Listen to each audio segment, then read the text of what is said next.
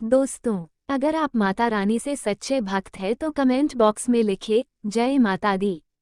दोस्तों, आज हम एक असंख्य गुणों से शोभित पौधे के बारे में जानेंगे। दोस्तों, आप हमारी वीडियो में देख सकते हैं, ये पौधा देखने में बहुत ही साधारण है, लेकिन इसके गुण असाधारण है। अगर यह आपके घरों के आसपास में है, तो इसे साधारण पौधा समझकर के फेंकने की भूल मत करना। इसका जो आज हम चमत्कारी गुण बताएंगे, आयुर्वेदिक प्रयोग बताऊंगी, तथा किस प्रकार से इसका कौन से हिस्से का प्रयोग होता है। अगर यह सारी जानकारी आप देख लेंगे, तो बिल्कुल ही कल से आप इस पौधे की पूजा करना शुरू कर देंगे। और आपको बता दूं, बिन पूजा पाठ के ही आपको सारा फल प्राप्त हो जाएगा।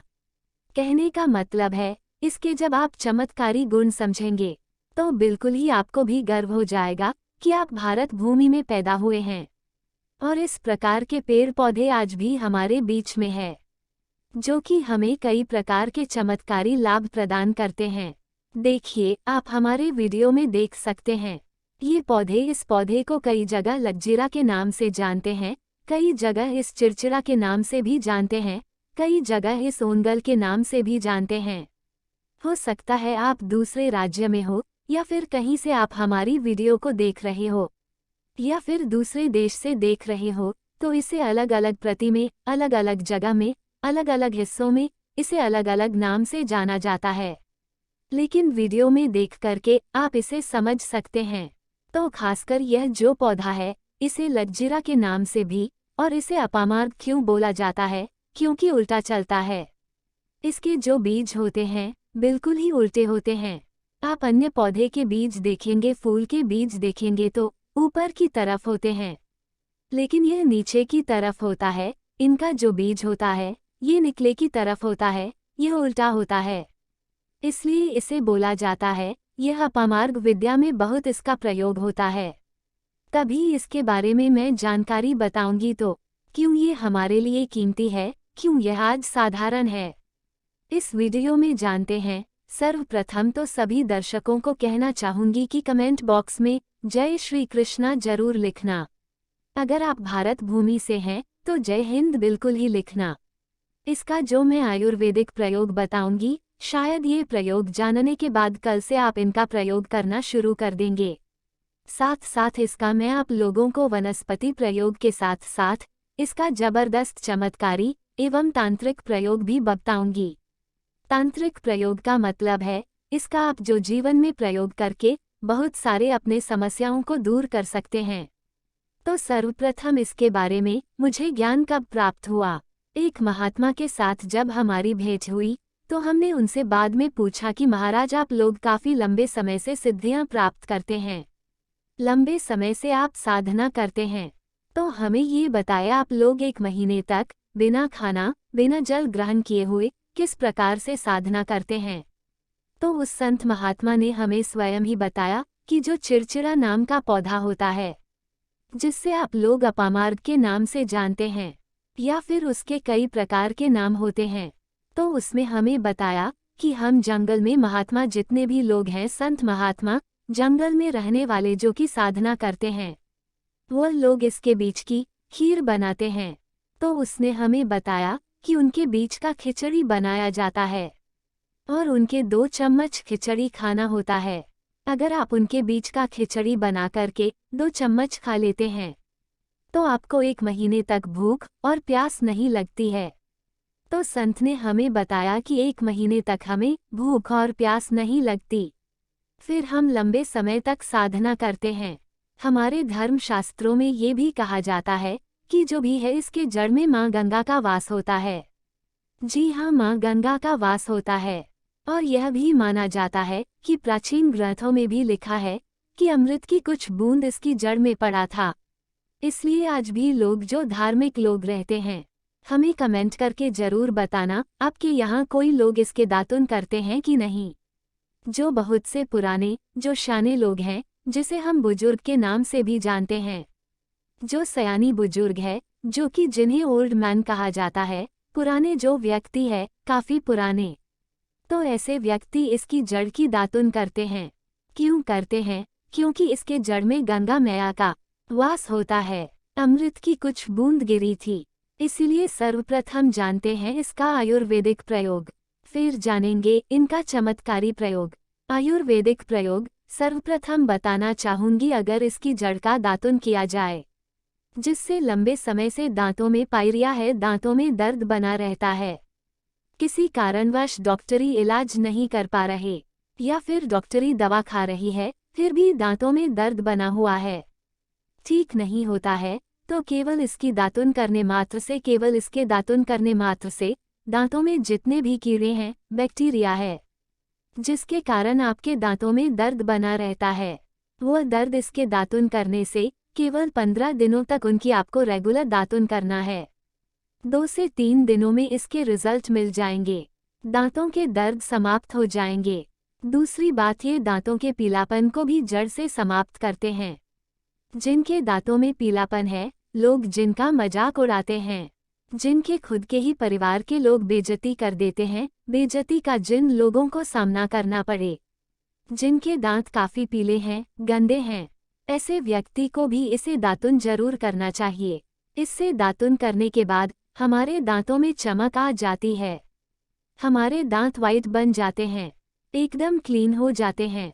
ये तो हुआ प्रयोग। आप जानते हैं इसका जबरदस्त चमत्कारी प्रयोग किस प्रकार से। यह प्रयोग हमने कई लोगों को हम खुद कर चुके हैं, इसलिए हम प्रमाणित प्रयोग बता रहे हैं। तो जिनके प्रसव होने में विलंब हो रही है, बहुत सारी ऐसी माताएं बहनें होती हैं ग्रामीण इलाकों में, शहरी इलाकों में, जिन्हें प्रसव के समय में काफ़ी पीड़ा होती है, जो लोग चाहते हैं डॉक्टर के जरिए से चीड़-फाड़ ना हो, क्योंकि चीड़-फाड़ के चक्कर में काफ़ी असहनीय पीड़ा भी होती है। बाद में आगे चलकर के उसे काफ़ी हमें बाद में दिक्कतों का सामना करना पड़ता है।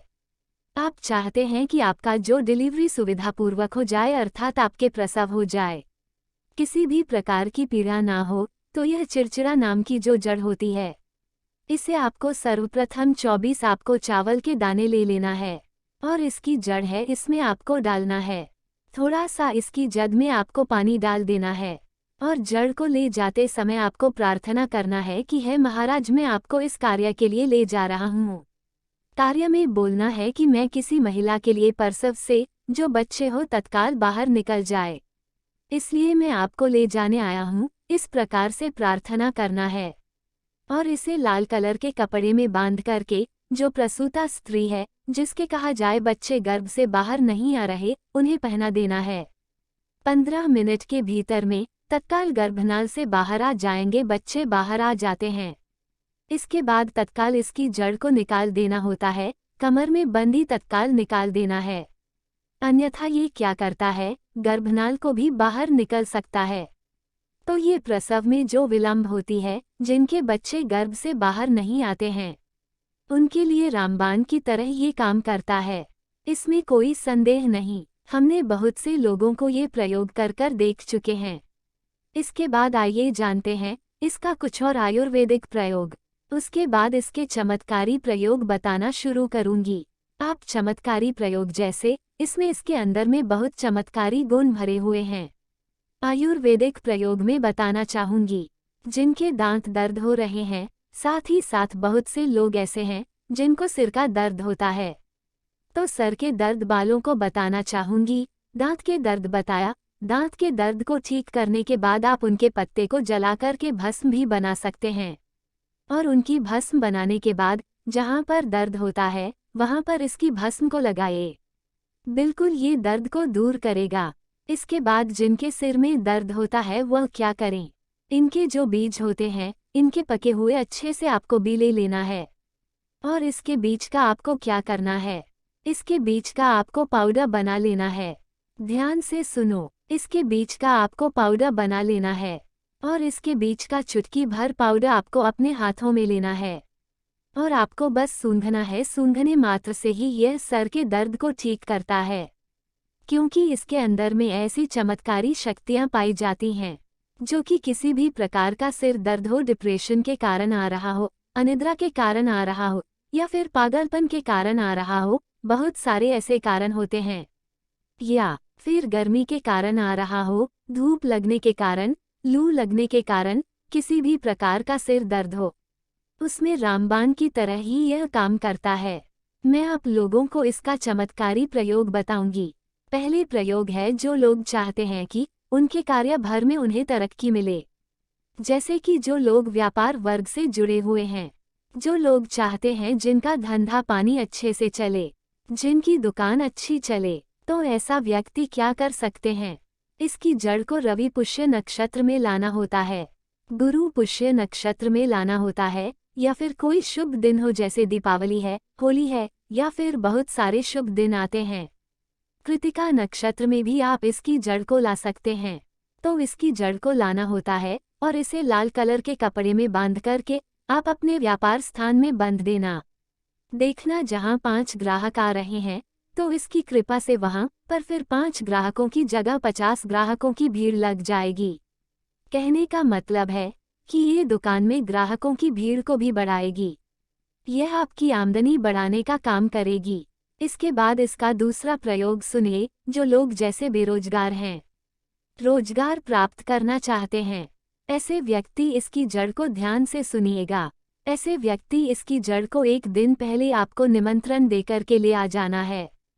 कौन से दिन में ध्यान से सुनिएगा? शनिवार के दिन, रविवार के दिन सूर्य उदय से पहले इसे खोज करके लाना है और इसके बाद सोमवार की आपको पूजा करना है और मंगलवार के दिन भी इनकी पूजा करने के बाद बुधवार के दिन इसकी जड़ को आपको धारण करना है। तो आपको बिल्कुल ही मनवांछित नौकरी की प्राप्ति होगी। एक नागा बाबा ने हमें इसके बारे में बताया था और इसका प्रभाव काफी अचूक है, कभी भी असफल नहीं जाता। ये हुए 2 प्रयोग। अब इसका तीसरा प्रयोग सुनिए। तीसरा प्रयोग क्या है कि आप में से अधिकतर बहुत से लोग हैं जिसे नजर दोष लग जाता है, भूत प्रेत बाधा से ग्रस्त रहते हैं, परेशान हो जाते हैं। तो ऐसा व्यक्ति क्या करें? इसकी जड़ को चांदी के ताबीज में डाल करके शनिवार के दिन धारण करें। तो किसी भी प्रकार की आपको नजर दोष लगी हो, किसी भी प्रकार की गई तांत्रिक क्रिया कर देते हैं, ये बिल्कुल ही आपको नहीं लगेंगे। आप हमेशा सुरक्षित रहेंगे। दोस्तों, वैसे तो इसके अनेक चमत्कारी गुण हैं और इसके कुछ चमत्कारी गुण जैसे कि वशीकरण वैसे मैं बताना नहीं चाह रही था, लेकिन चलिए अंतिम प्रयोग के रूप में बता दूंगी। ध्यान से सुनिएगा। तो आप में से बहुत सारे ऐसे लोग हैं जो कि चाहते हैं कि सामने वाले आपको देख करके आपकी तरफ वासीभूत हो जाए या फिर आपकी ही तरह कार्य करें, आप जो बोले आपके ही अनुरूप कार्य करें। तो एक काम करना, इसकी जड़ और सफ़ेद दूर्वा घास ध्यान से सुना।